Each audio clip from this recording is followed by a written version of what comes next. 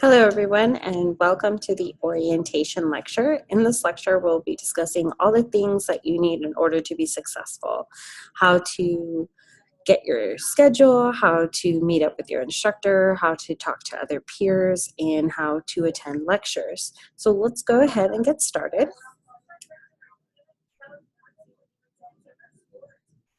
All right, so the first thing you need to figure out is how to interpret your schedule. So each of you just picked a focus, either .NET, JavaScript, or Ruby on Rails. All of you are going to follow the same schedule. So in week 1 and 2, you can see that you're in CFS 105, coding from scratch. If you're in week 5, you're in front-end frameworks, where you can choose either Angular or React, and so on and so forth. Once you get into week 9, you go into programming foundations. This is where the course is more specific to the focus that you're on. So in programming foundations, if you're .NET, you do C#, JavaScript does JavaScript, Ruby on Rails does Ruby, and so on and so forth. So here you can see and figure out where you should be and which lectures you should attend. So if you're in week 5, you can just look at your schedule and say, okay, week 5, week 5, I'm in front-end frameworks. So I would highly recommend to print this out, put it somewhere where you can see it every day so you can keep track. This will also help you keep track on being on track and being able to graduate on time. As you're going along in the course, you're going to run into some issues. You don't know how to answer a question, you don't understand the code you wrote, or you do understand the code you wrote, but you don't understand why it works, or it works, but you don't understand why. Whatever the reason, you're going to run into some questions. First thing you want to do is check the curriculum. Does the curriculum have helpful information that is going to help you solve the problem? Most of the time, it's in the curriculum, especially if we're asking you to do it. If it's not in the curriculum, then you're going to want to attend lectures.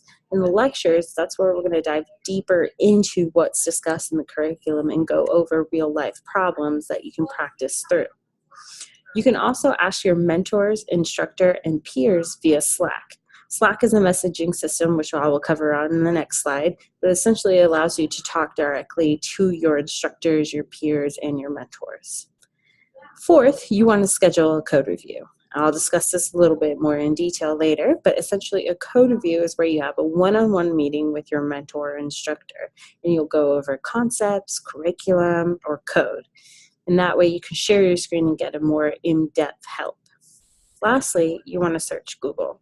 Now, the thing with Google is going to be your best friend, but you also want to be careful with your keywords. So, for example, if you're looking up if statements, you want to say what programming language you're looking at if statements, because the way an if statement's written in Ruby is different than the way it's written in JavaScript, and it's different the way it's written in C#. So make sure you type in if statement C#, or if statement JavaScript, or if statement Ruby. You get the idea. So just be sure to be careful with your keywords. Next, we're going to go ahead and discuss Slack. So Slack, what you're going to want to do is you're going to want to go to www.slack.com. You're going to want to download it, and I highly, highly, highly recommend getting the desktop application. If you do, you'll get a desktop app that looks like this. And if we open here, you can see the team that you'll be on, which is CoderCamp's Troop. If you're an SEI or a WazU student, you're going to be in the SEI software developer. So what you want to do essentially is you'll receive an email that will get an invitation from Slack. You'll click on that email, click on sign up, register, and then it'll ask you to verify your email. So you'll have to go back to your email and click verification, and then you're here. Then, depending on the course that you're taking, you want to join the specific channel. So if you're taking Ruby, we have Structured Online Ruby. Taking JavaScript, Structured Online JS. Taking .NET, Structured Online Net. Now, if you are a WazU or SEI student, you're going to be in a separate channel called SEI Software Dev, and you want to be in the SEI Software Dev channel.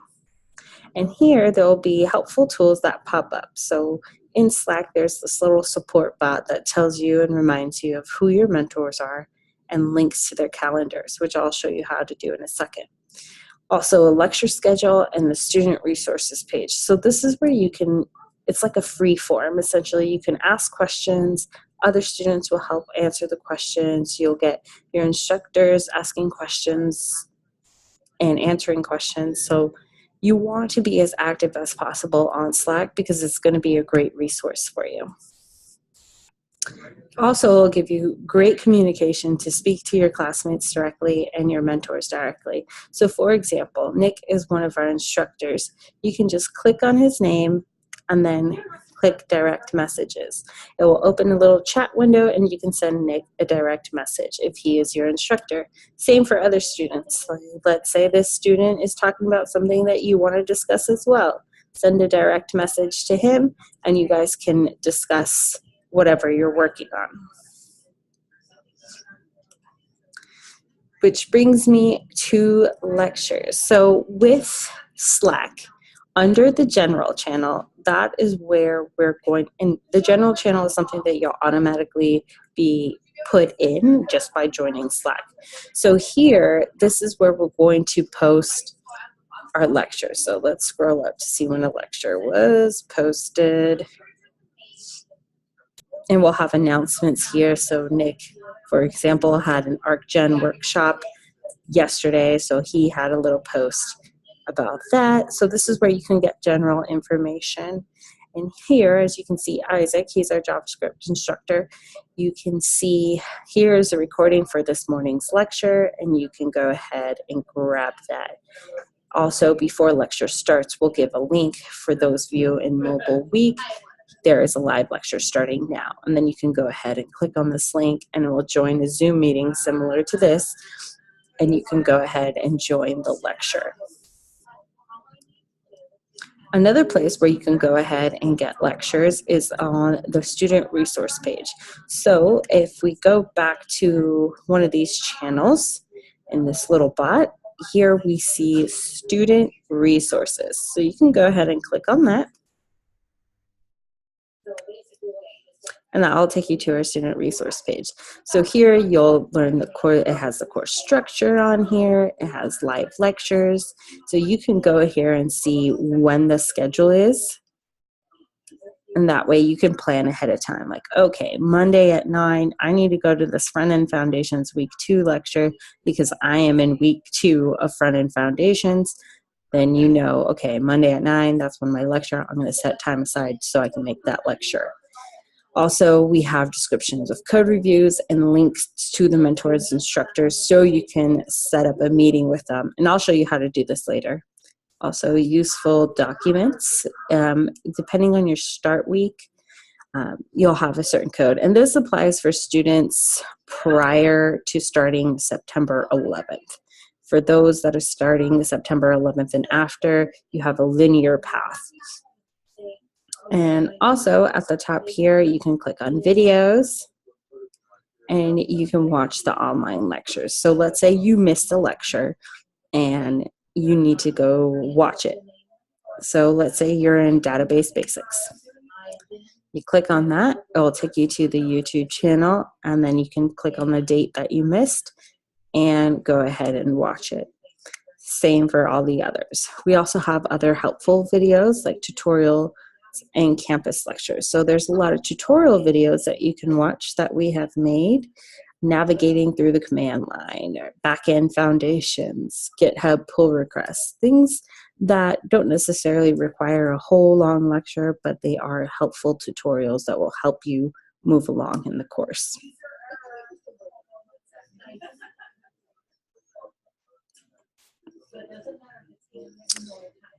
All right, so, oops. So that's the lecture. So if you're not ever really sure what lecture to attend to, go back to your schedule and say, okay, I've been 5 weeks inside the program, so I'm on week 5. That means I should attend Front-End Frameworks week 1 lecture because it's the first week of this course, but it's the 5th week of the program. And that can get a little bit confusing, so just be mindful that these are separate courses. So you're on week 5, but you're on week 1 of front-end frameworks. If you're on week 8, you're on week 2 of database foundations. And that's how those lectures are labeled. So when you're looking at the lecture schedule and you see database foundations week 2, that translates to week 8. So just be mindful in case you're looking at the lectures and you don't know which one to attend. You see 2 lectures for database foundations. Just be mindful, okay, am I in week 1 of that or week 2? aka week 7 or week 8.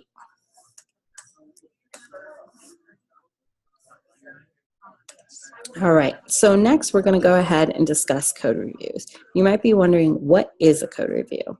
A code review is a one-on-one video conference meeting with your mentor or instructor where you will discuss curriculum, concepts, and code. So essentially it's like a face-to-face, and you'll be able to share your screen and share code and discuss things of that nature. So how can you schedule a code review with your mentor? You're going to do that through Calendly. And I always struggle with that word. But essentially, on the repo page and on Slack, you'll see all these Calendly links. So let's say I need to schedule a meeting with Lindsay. I'm in .NET. She's my mentor. I need to schedule a meeting with her. So I'm going to click on that. Then I'm going to click on 30-minute meeting. My page wants to load.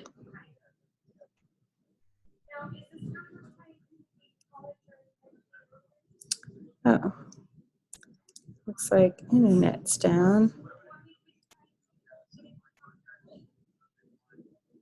There we go. All right, and then let's say, okay, I know I'm available on Wednesday. When's Lindsay available? Okay, she's available at 6, so am I. I'm going to confirm. Then you're going to put in your information. What unit, module, lesson are you working on, and what questions do you have? So be as specific as possible. That way, prior to the code review, your mentor can kind of prep and have all the materials ready to get you as much information as possible in that 30-minute span.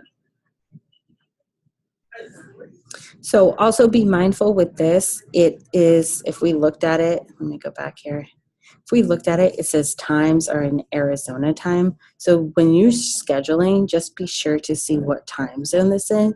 It should automatically update to your time zone, but if for whatever reason it didn't, just double check to make sure that you're scheduling in the correct time. So then that is how you'll schedule a code review. Now, the thing with code reviews is there is a 10-minute grace period. So let's say you schedule your code review at 2 o'clock. We will wait until about 2:10, 2:15-ish. And if you have not shown up to your code review by then, we'll close the meeting. So it's very important for you to be punctual because we only have a finite set of time in order to do that code review. And usually code reviews are scheduled back to back. So our mentors will have multiple code reviews in a row. So if you're late to your code review, you will only be given that time that is left. So if you're 15 minutes late, you only have 15 minutes left because we need to be available to the next student that had scheduled their code review. It's very important that you are punctual to these. If for whatever reason you need to cancel or reschedule, please send an email or a Slack message to your mentor and instructor letting them know so you can reschedule ahead of time. Now, how often do you need to schedule a code review? It is mandatory to do at least one code review per week. That is mandatory. We need to know where you're at, how's it going, and how you're feeling about things. We understand that there's a lot of life circumstance that goes on, but we need to be able to communicate. So, for example, there's been a lot of natural disasters in this world, so we know that those students might have issues. So if you communicate with us, let us know, hey, a hurricane just came through. I'm not going to be able to make it, or I'm going to be behind on my coursework.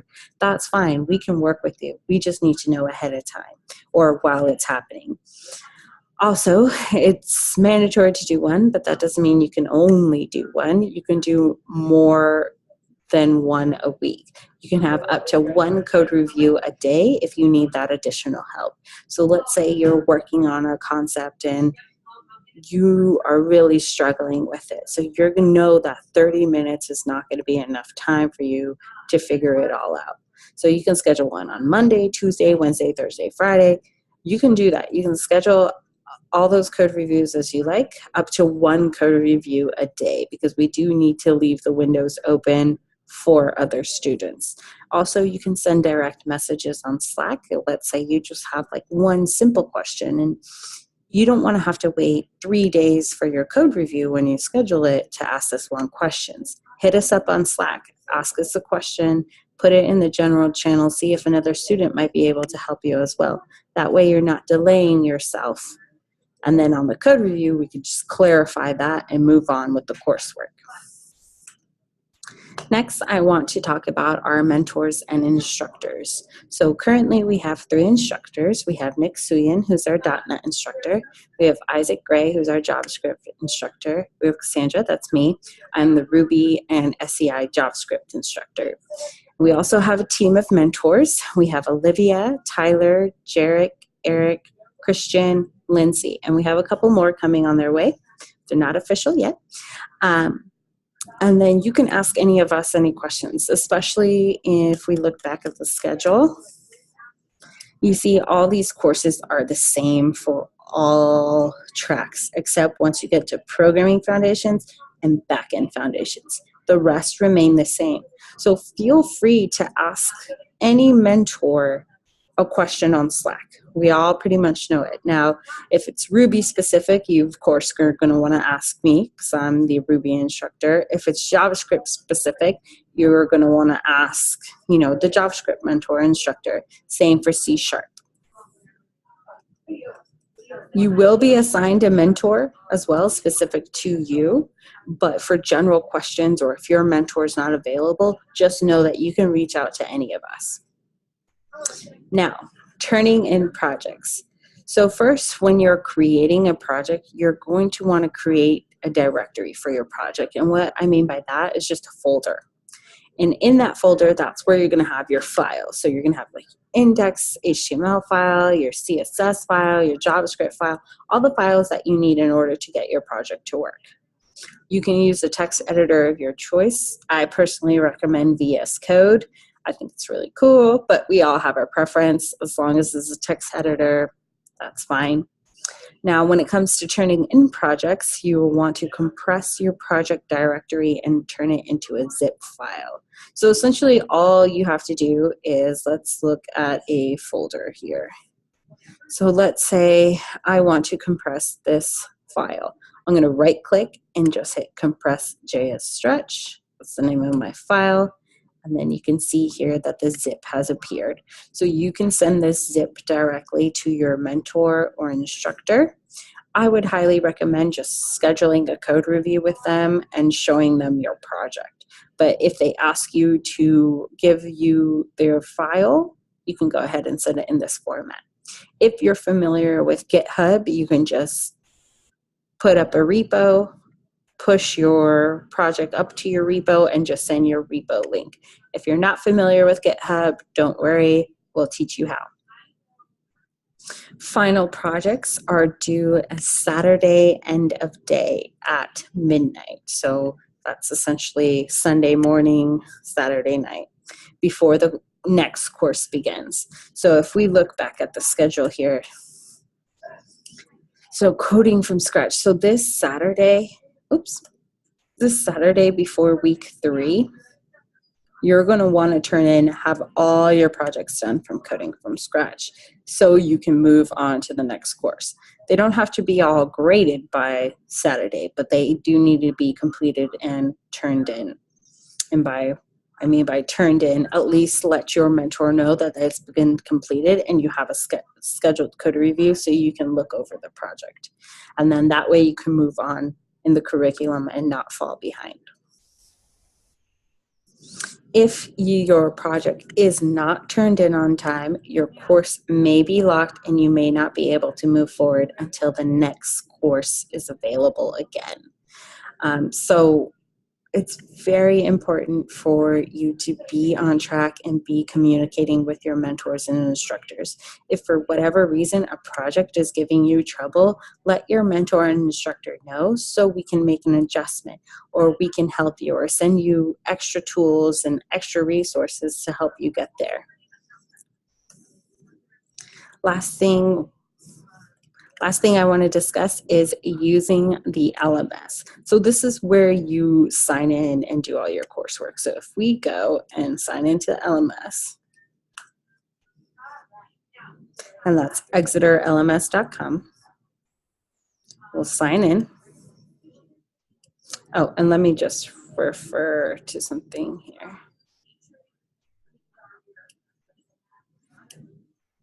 So when you log out, you'll pick what program you're going through. So I'm going to click Coder Camps. And here, if you originally signed up with social media, you're going to want to click on one of these. But if you signed up with a username and password, you'll go this route. So if you originally signed up, click on this, because if you try to go this route, it's going to say like invalid.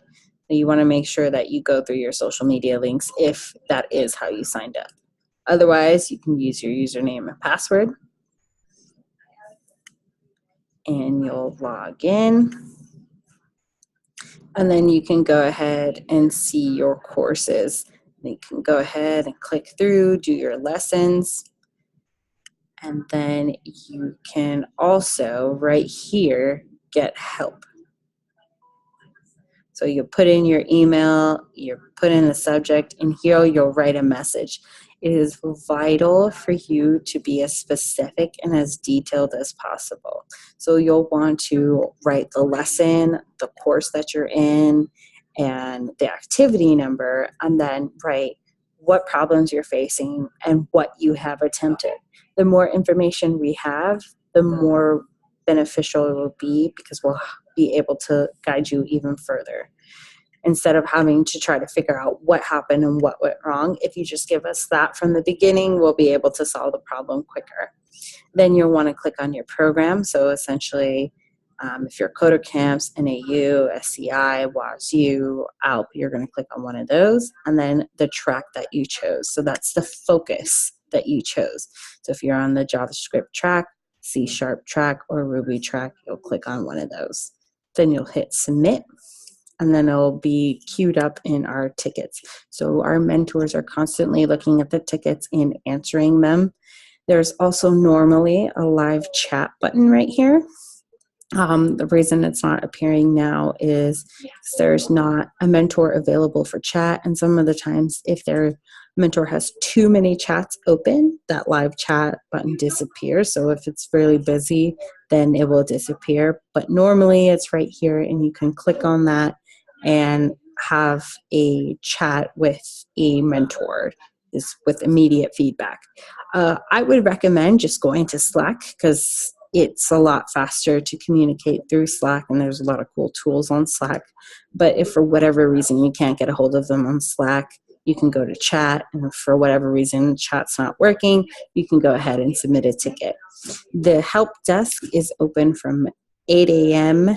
to 9 p.m., and that's Mountain Standard Time, Arizona time, every day of the week. So Sunday through Sunday, we're here for you to help you along the way.